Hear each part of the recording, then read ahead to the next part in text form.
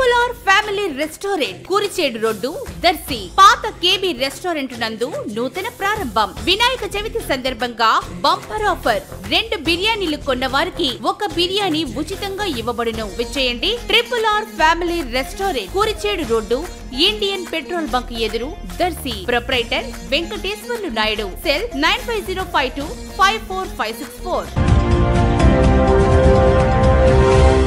మన దర్శి వార్తలు ప్రేక్షకులకు నమస్కారం. వార్తలు సమర్పిస్తున్నది మీ గంగిశెట్టి రామస్వామి.